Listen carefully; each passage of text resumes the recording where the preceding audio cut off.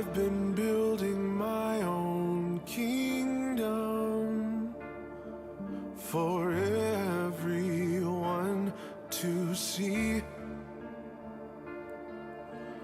It exists to keep me safe from harm, and it's intact to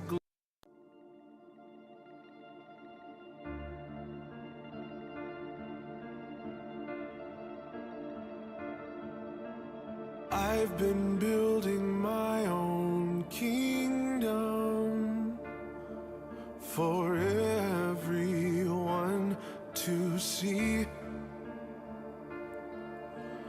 It exists to keep me safe from harm, and it's intact to glorify me. Nobody helped me build this up. It was me and me alone. I've appointed myself as the king, and I've given myself the throne. But it turns out I'm no ruler, and I have no control. So I have decided to destroy it all.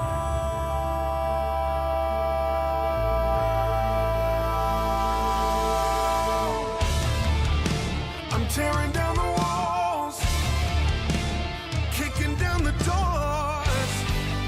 Everything inside this kingdom is yours. 'Cause what I've made is worthless, and it cannot stand. Come and breathe some life into my empty, cold, dead hands. Down with the fickle king, away with this fantasy. You are the one I need. Death to the kingdom of me. Death to the kingdom of me.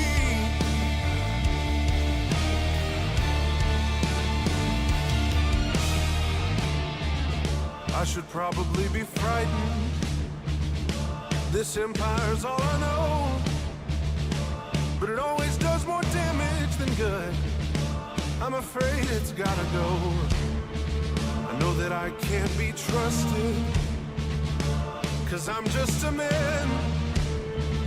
And if you hadn't given your life for me, a loser would be all that I am. You know they say just follow your heart. I'm afraid that's a load of trash. Your heart will take you down to deep, dark places where you feel like you'll never come back. So I'm coming out of the dark. This facade is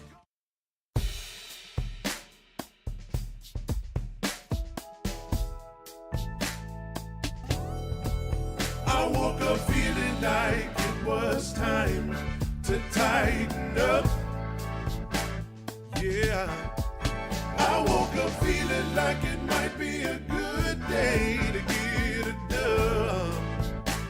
That's right.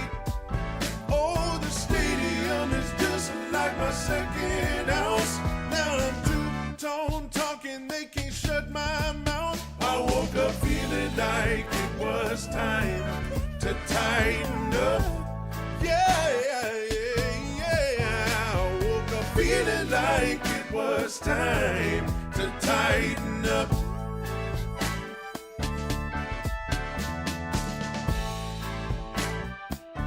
Oh, what's going on, everybody? Welcome back to the Two-Tone Talk by God Pod, talking about the Tennessee Titans with 3 games to go with my Chick-fil-A drink. Yes, indeed. 3 games to go, 3-11. Worst season you could possibly imagine. I mean, I'm just telling you right now, I don't know how this season could have possibly gone any worse. I mean, when you think about it, Levis answered the question of whether he could be the franchise quarterback with a resounding no. Brian Callahan has not done a very good job. All of these additions that we made, ended up not amounting to much in the end. And it's just been a horrible season. Horrible season. Not sure where you go from here, but we're going to talk about that a little bit today. We're going to talk about Brian Callahan. We're going to talk about Will Levis. We're going to talk about what the Titans should do at quarterback, in my opinion, in 2025. And you're not going to like what I have to say, but what they should do versus what I think they will try to do at quarterback and the reasons they'll try to do it. I do want to, first of all, just mention the biggest story surrounding the Titans right now was Brian Callahan getting a little feisty. At his press conference a couple of days ago when he was asked if the Tennessee Titans were soft. And Brian Callahan just started throwing out expletives. He started going off. He just went on a 5-minute tangent where he let those reporters have it. Probably the most fire we have seen from Brian Callahan in his tenure, at least to the media. And I mean, I feel like what we saw was, yes, Brian Callahan defending the players, which is a good thing. I mean, it probably does him some favors with the locker room. Stood up for the players, went to bat for them. It was the right thing to do in that situation. I think it was Gerard Mayo, the new head coach of the Patriots earlier this season, who flat out said his team was soft in the press conference. Okay, well, I don't think that does you any favors with the locker room. And Brian Callahan, probably already incredibly frustrated and nervous about his own job security, probably was already on edge, and I think that question just sent him over the edge. And I don't mind it. I like to see a little fire from Brian Callahan. I just said a couple of weeks ago, I want this guy to have some personality, bring a little personality, a little life to this franchise. And hey, maybe this was something that can help turn things around. Him sticking up for the players, him going to bat for the players, him getting a little fired up. I mean, that's fine. I don't necessarily feel any better about him today than I did a few days ago, but I mean, it was cool. I was glad to see it. Glad to see a little fire from the guy. Probably did him some favors in the locker room. Sportacular in the Super Chat says, going to the game from Knoxville. Wish me luck. Oh, good luck to you, and kudos to you for making the trip for this game coming up on Sunday between the Titans and the Colts. Are the Colts mathematically eliminated, or do they have like some crazy outside shot of maybe making it? I don't know. But I can guarantee you this. The Titans have obviously benched Will Levis in favor of Mason Rudolph. It doesn't really matter. I mean, it just is what it is. But don't be fooled. These last 3 games, we can say they don't matter and who cares? This matters a lot to Brian Callahan because I'm telling you right now, I am not convinced that Brian Callahan is completely in the clear when it comes to possibly being fired at the end of the season. I still think it's a possibility. I still think it's a strong possibility. If they come out and get destroyed by Indianapolis, if they come out and get destroyed by Jacksonville again, if they lose to Houston, probably Houston's backups, because Houston's probably going to know where they stand in the playoffs by week 18. So Houston may very well be playing backups.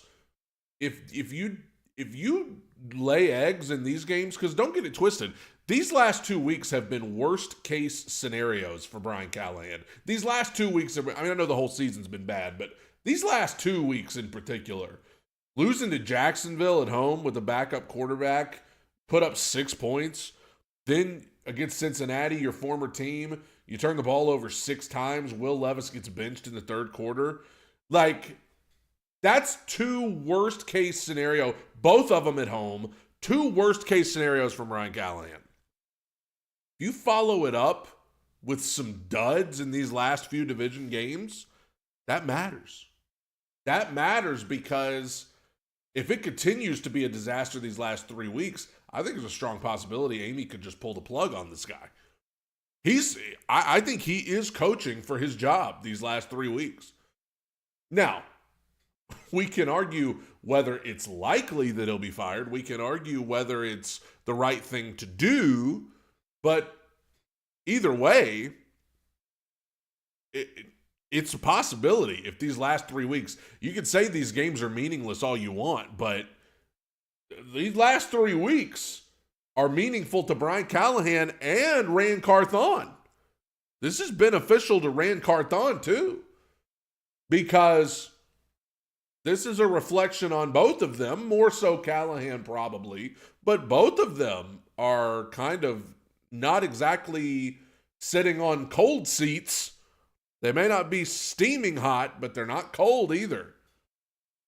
And the thing that matters most with benching Will Levis for Mason Rudolph, Brian Callahan and Rand Carthon need a scapegoat. They need somebody that they can look at and say, it's their fault, not ours. And they are going to need that to be Will Levis. They're going to need Will Levis to be the scapegoat. And so it would be best case scenario if Mason Rudolph can get in here and sneak a win or two, maybe, hang in there with Indianapolis and then go beat Jacksonville next week. So then Brian Callahan can say, hey, look, with Will, we lost to Jacksonville at home. With Mason, we beat Jacksonville on the road. What does that tell you? Brian Callahan, I really believe a lot of his future rests in the hands of Mason Rudolph. If this offense can look better with Mason Rudolph, if the turnovers decrease, if the disastrous plays decrease. And I know we've already seen Mason Rudolph at one point this year. I mean, he pretty much played the whole Miami game, didn't have to do much. Against New England, he was aight, and they beat the Patriots. But then they got slaughtered by the Bills and the Lions, arguably the two best teams in the league other than Philadelphia. So you could argue, well, yeah, Mason didn't look great, but it was against the Bills and the Lions, and then he was okay against New England. But if Rudolph gets them a win or two in these last 3 games, then I think Brian Callahan is safe, because then he can use Will Levis as the scapegoat. So let's look to the future. I told you today I'm going to talk about what I think the Tennessee Titans should do in 2025 versus what I think they will try to do. Here's what it all boils down to at this point for me. As I just said, let's assume that Brian Callahan and Rand Carthon are both back going into next season. Let's say Amy keeps them both. Well, they're now in a unique situation this offseason because we all know the options are limited at quarterback. This is not a very strong draft for quarterbacks. The Titans have so many other needs. Free agency, not exactly just a ton of huge names flying at you. So there's a bunch of limited options for the Titans at quarterback in 2025. But the problem for Callahan and Rand Carthon, they have to find somebody that can come in here and win some games next year. I'm not saying they got to win a Super Bowl. I'm not saying they even got to win the division. But you have to be better next season than this. Than what we've seen this year. You've got to be better, because if you're not, everybody's getting fired. If these two guys, Rand Carthon and Brian Callahan, if they are back coming into 2025, they know the writing's on the wall. If we are not better, meaning, 7 wins, 8 wins, whatever, if we are not better than this crap that we have seen this year, then we're fired. We're out of here. So they've got to do something to get this team some wins this offseason. So knowing that and looking at the options, let's rule out some stuff. As if we already didn't know, you're ruling out Will Levis at that point. I mean, I feel like the Levis thing's done anyway, but you can officially, like, bringing Will Levis back next season and giving him another go is just way too risky for Brian Callahan and Rand Carthon. I've seen people try to say that the team should still give Levis more time. They're not going to. That is too risky. That's too risky. He's too big of a problem. He's too much of a liability. And if you take that risk that he's going to get better and then he doesn't, again, you're fired within the first half of the season next year. So you can go ahead and rule Will Levis out. Will he be on the team? Will he be a backup quarterback? That's another discussion. But in terms of just saying Will Levis is going to be the quarterback next year and that's what we should do, we should just stick with him, they're not going to do that because that will cost them their jobs. Good chance that'll cost them their jobs. Okay, so we rule that out. Some people have said the Titans should just go with Mason Rudolph. Mason Rudolph should be the bridge quarterback next year. If you go with Mason Rudolph, I'm telling you right now, everybody's getting fired. In my opinion, everybody's getting fired if you go with Mason Rudolph. Is he better than Will Levis? Yes, but you know what Mason Rudolph is. This guy's not going to throw the ball down the field. He's going to throw short passes. It's going to be a nothing happening offense, and you're going to lose a heck of a lot more than you win. And it's going to be something similar to this season. It's going to, if you go with Mason Rudolph next year, you are essentially going to be what the Raiders are this year with Gardner Minshew, just kind of dinking and dunking and getting beat all the time. So if you go with Will Levis next year, if you go with Mason Rudolph as the starter next year, you're all getting fired. That's what you have to take it as. So I've seen some people mention Jameis Winston. Listen, I get Jameis Winston is a likable guy. I get that people like Jameis Winston. Jameis Winston just got benched last week. He just got benched by the Browns last week. He's played a good chunk of the season for the Browns, and the Browns are in the exact same position we are. So, you want to go get Jameis? If you go get Jameis, everybody's getting fired. If you go get Jameis Winston and bring him in here, everybody's getting fired. Now, an option that I threw out that I personally would like that they are not going to do would be to try to trade a mid to late round pick for a guy like Hendon Hooker. He was drafted the same draft as Will Levis. He's the same age. He's been backing up Jared Goff. But Brian Callahan and Rand Carthon are not going to do that because it's too risky. You don't know what you have with a guy like Hendon Hooker because we've only seen him play in the preseason. They're not going to do that because their jobs are on the line. They can't take a chance on a guy like that. Now, could they take a chance on a guy like Jake Browning, backup for Joe Burrow, who Brian Callahan has worked with in the past, that could come in, I mean, and did a pretty good job with the Bengals last year when Burrow got hurt? Could you get a guy like that to come in and be a bridge quarterback? It's risky. It's risky because he's a backup quarterback. And your jobs are on the line. You have got to go with the surest thing that will get you some wins next year so that you can keep your jobs, right? So I don't know if Jake Browning's the best path forward, but I'm sure it'll be thrown out there because of Brian Callahan's ties to him. Then you look at the draft.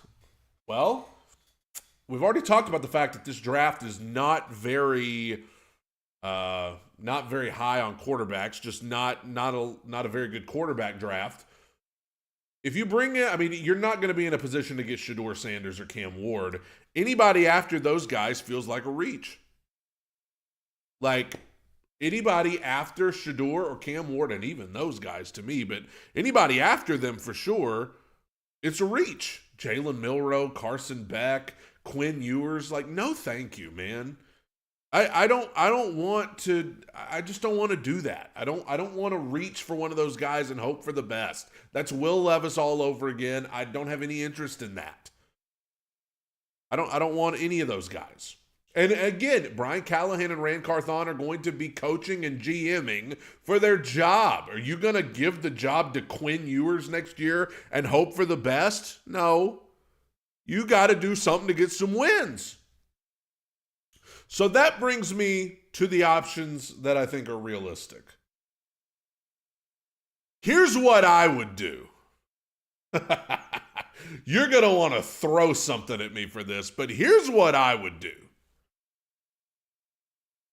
I keep seeing everybody say, we need to just sign a veteran quarterback. We need to sign a veteran quarterback to just get us through a year and help us to be competitive. Okay. Who's that going to be? Who's going to be that veteran quarterback? Well, I know the options are limited, but let me tell you who I would go with. I'd go sign Aaron Rodgers. Don't look, I can't even look at you as I say it. I'd go sign Aaron Rodgers.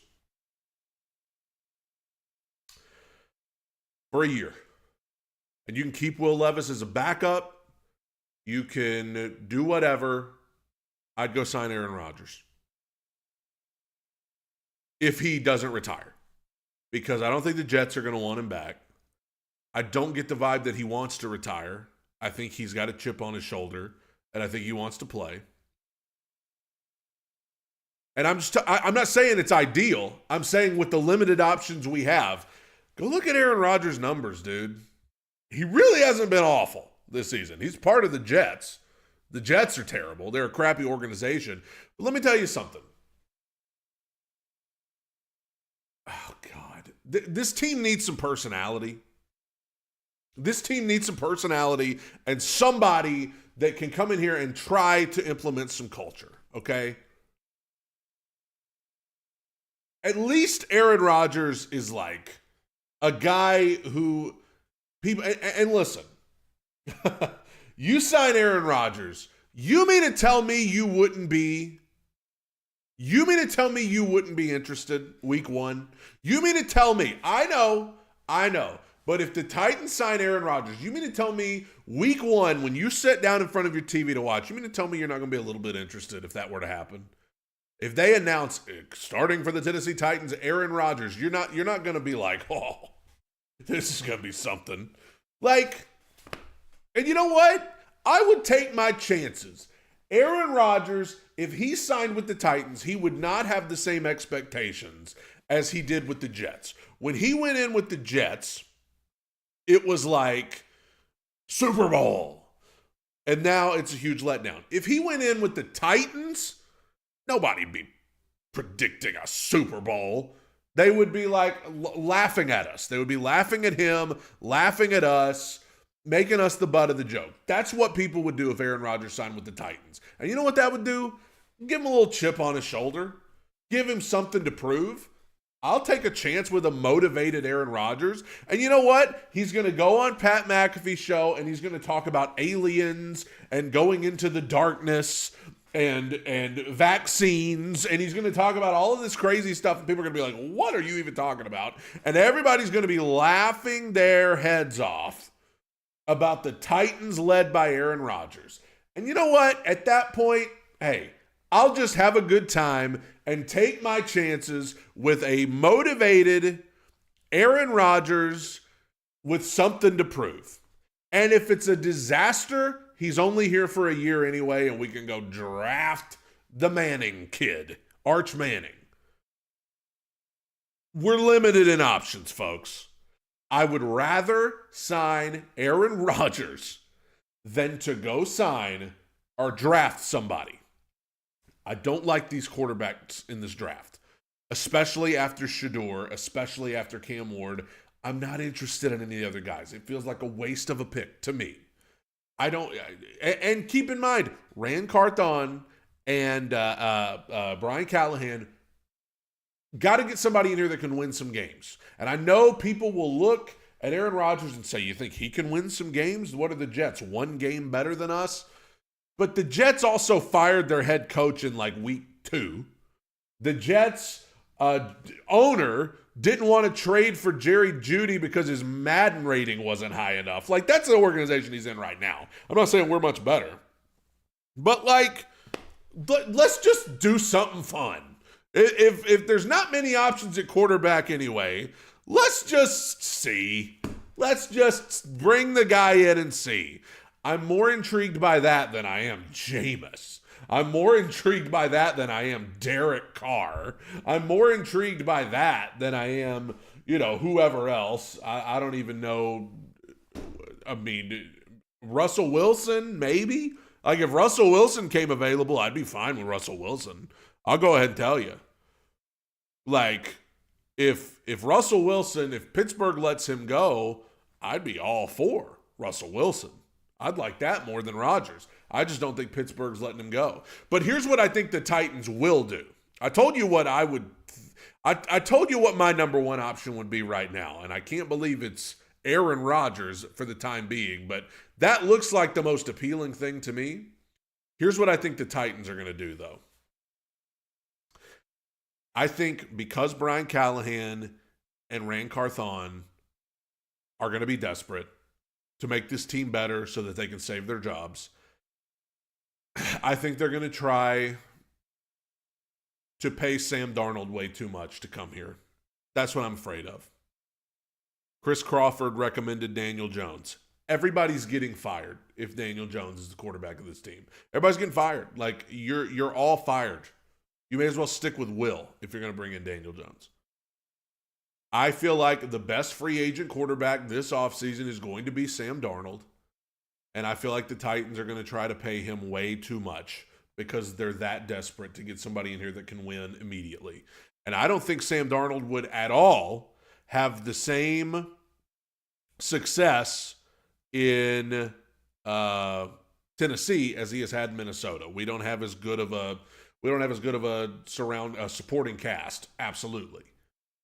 But Sam Darnold could probably get you 7 wins. Sam Darnold could probably get you 8 wins. And if he did, you could go to Amy, if you're Rand Carthon or Brian Callahan, and say, look, we're better. We got 3 or 4 wins last year. This year we got 7 or 8. We're getting there. We're getting better. You preserve your job. And so I'm afraid they're going to try to go pay. Y'all keep mentioning Ryan. I have seen Ryan Tannehill's name pop up in this chat way too many times today. Ryan Tannehill, God bless him. I appreciate him.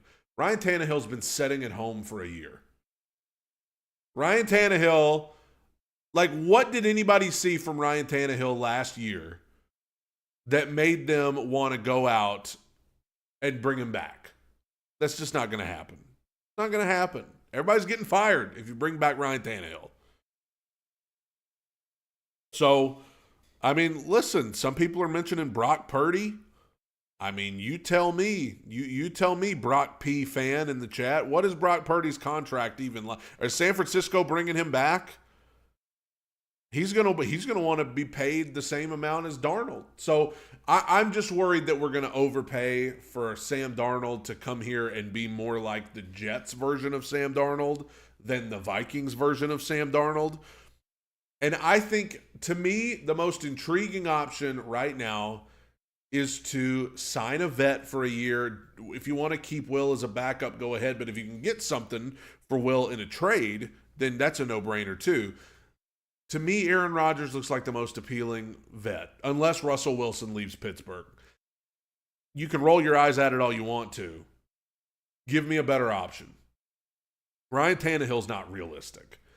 Jameis Winston's a waste of time.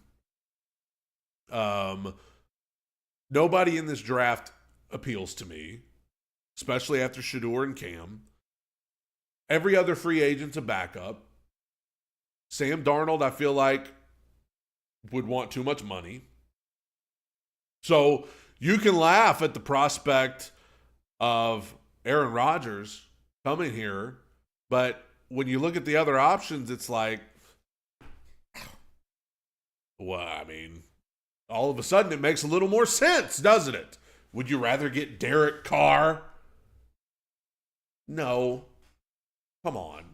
What are we wasting our time doing that for? Just, to me, that seems like the most. But we got a long way to go, and things can change. But you just have to view it through the context of Brian Callahan and Rand Carthon are trying to save their jobs. They got to get somebody that can win now with limited options. You got to view it through those lenses. 32-1. Let's get through them quick. Because I've said about everything about these teams this season I could say. The bottom three. At number 32, the Giants. Awful. Everything about them, terrible, embarrassing to watch. Number 31, the Titans. Awful, terrible, everything about them, embarrassing to watch. Number 30, the Raiders. Awful, terrible, everything about them, depressing to watch. These three teams right here in particular, Raiders, Titans, Giants, these three are a special breed of bad. Special breed of bad. Like, even compared to the Jaguars of the world, the Panthers of the world, like, these three right here, you can watch and be like, oh my gosh, these three teams are awful. Just look how many awful teams. The 29, the Jags. Again, what more can I say about the Jags? Like, they're terrible. Patriots, awful. Promising young quarterback. Bears, atrocious. Ruining Caleb Williams already.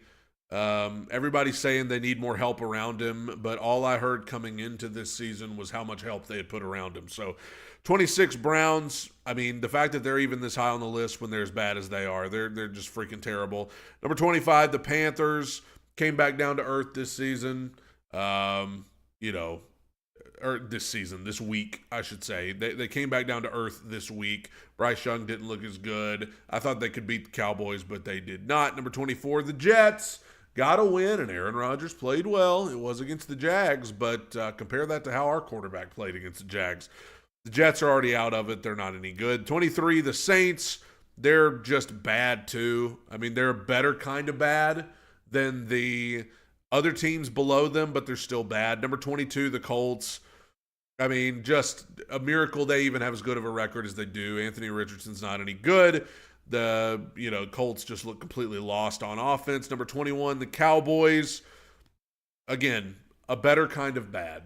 They're bad, but they're a better kind of bad than the other teams below them here. Let's go to the other side of the screen. Number 20, the 49ers. Maybe the most disappointing team in the league this year. Just supposed to be a Super Bowl contender, and they put up 6 points last time we saw them. Number 19, the Arizona Cardinals. They beat the Patriots. That's not going to save their season, but they got a lot of things to figure out this offseason because, I mean, where do they stand with Kyler Murray? Does anybody know Kyler Murray's contract details? Because I think he sure left a lot to be desired with Arizona, and Arizona has fallen apart. Number 18, the Dolphins. Back down to earth for them. They're not making the playoffs. I don't know what they're going to do at quarterback either. I guess they'll be back with Tua. Number 17, the Falcons. Benching Kirk. We didn't even talk about Kirk Cousins. Kirk Cousins. You want to go get Kirk Cousins to be the quarterback of the Tennessee Titans? You want to go get old man Kirk? He looks even older than Rodgers. Kirk Cousins, you would have to pay him nearly $30 million. And I'm just telling you right now, based on what I've seen from Kirk Cousins, for Atlanta to bench him, even though they know they're paying him $180 million, might have to pass on old man Kirk. Number 16, the Bengals. Bengals still have an outside chance of making the playoffs. They still don't look nearly as polished as they have in the past, but the Bengals are 16. Number 15, the Texans. They've clinched the AFC South. I still think they're a one and done. CJ Stroud's regressed, and they just look like a team that's just going to be there to be there.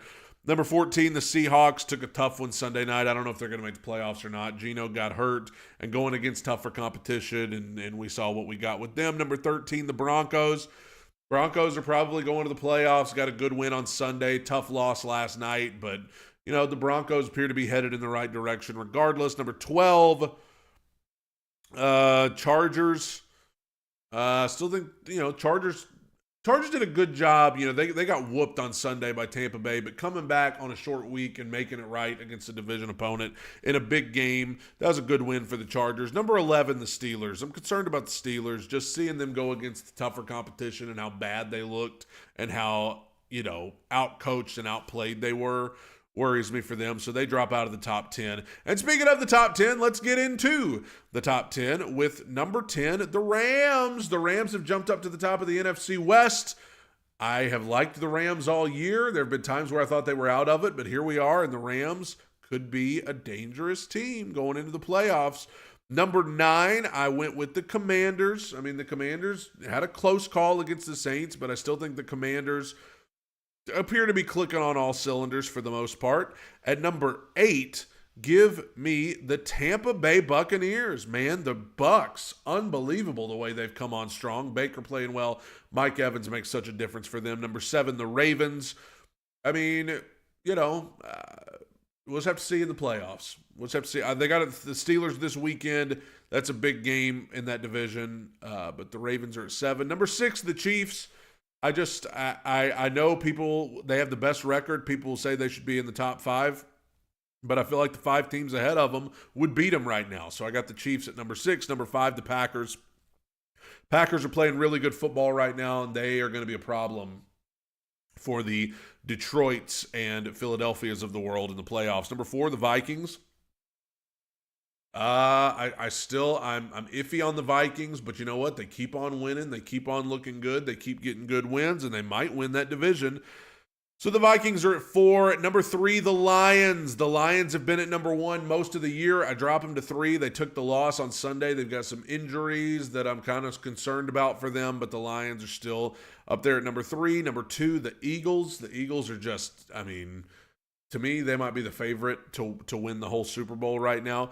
At number 1, I put the Bills. I put the Bills at number 1. They beat the Lions in a shootout. Josh Allen's the MVP of the league. And there you go with this week's 32-1. And there you go. You guys be nice to each other in the comments. I'm seeing y'all getting into it about Will Levis. Let me just assure you, Will Levis and Mason Rudolph are not worth getting angry in a comment section over. Let me just tell you that right now. Ain't neither one of them good enough for that. Let's make some picks, and then I'll tell you what I think is going to happen between the Titans and the Colts at the end. Starting with the Texans and the Chiefs on Saturday. You know what? I'll go with the Texans. The Chiefs are due a loss, and I'll go with the Texans. Steelers, Ravens, I got the Ravens. These two teams already played once. And y'all let me know in the chat who you think is going to win these games. Texans, Chiefs, you can go ahead and tell me on that one. And then I've moved on to Steelers, Ravens. The Steelers and Ravens have already played once, and the Steelers beat them. I don't think the Steelers will sweep them, though. I got the Ravens beating the Steelers and winning that division at the end of the day. On to Sunday with the Rams and the Jets. Give me the Rams. The Rams are building momentum here late in the season. So give me the Rams over the Jets. Eagles, Commanders.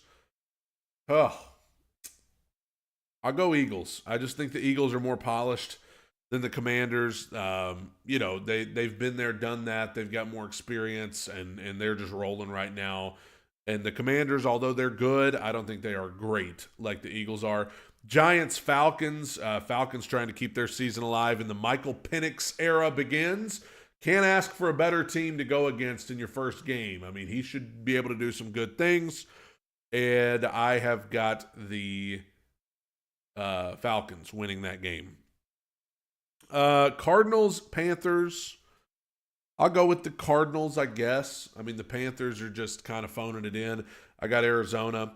Bengals, Browns. I think the Bengals have got them. The Bengals should absolutely have no problem beating the Browns at home.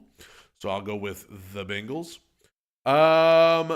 Lions, Bears. Lions will win that. Lions have got to get back on track.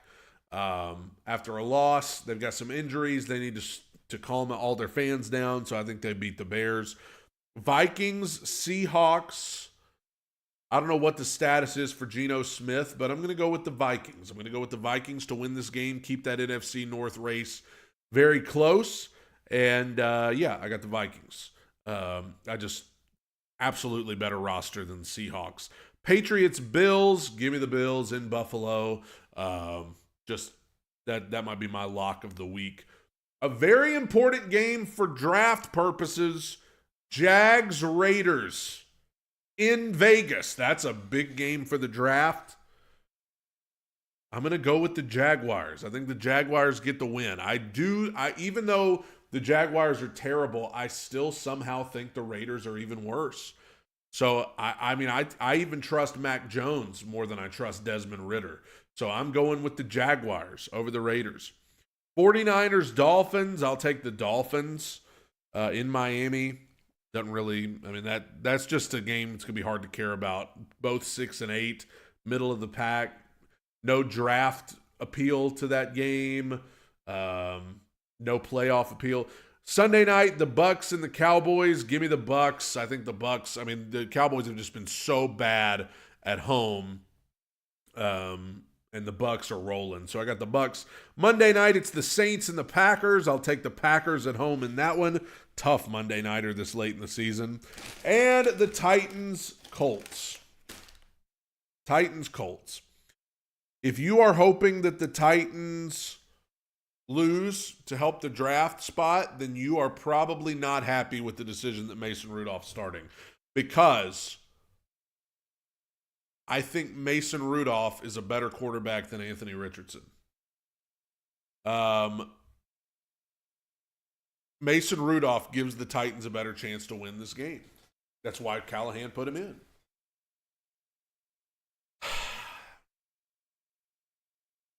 I think the Colts have a better roster. At this point, I think they're better coached. They're at home. I'll go with the Colts because last week I had a feeling the Titans were going to pull out a win against the Bengals, and they did not. So I'm not giving into that feeling again. I think the Colts will win. I think the Titans are going to have a really hard time stopping Anthony Richardson on the ground because the Titans are really bad against quarterback runs. So I think that the Titans will struggle stopping Anthony Richardson's ground game. The only shot the Titans have of winning is if because I think the Titans can win the turnover battle with Mason Rudolph in there. With Richardson, you can pick him off a few times because he's terrible, hopes and dreams. But it's just I think the Colts are going to try to run the ball a lot with Jonathan Taylor and with Anthony Richardson. And as long as Jonathan Taylor doesn't drop the ball before he gets into the end zone, that should be pretty. It's going to be a boring game. It's just going to be a boring game. It's going to be a lot of Tony Pollard, a lot of Tajay Spears, a lot of Jonathan Taylor, a lot of Anthony Richardson running the ball. And if the Titans want to win, they need to win the turnover battle, which they never do. And they need to control the clock, which they never do. So, so if they can just do things that they have never even done before this season, then great. But I think the Colts are going to win at home. They're a better team than the Titans, even though I do think the Titans will have the better quarterback in this matchup because I think Rudolph is better than Anthony Richardson because I think this wall right here in front of me is better than Anthony Richardson. So there you go. Let me know what you think in the comments.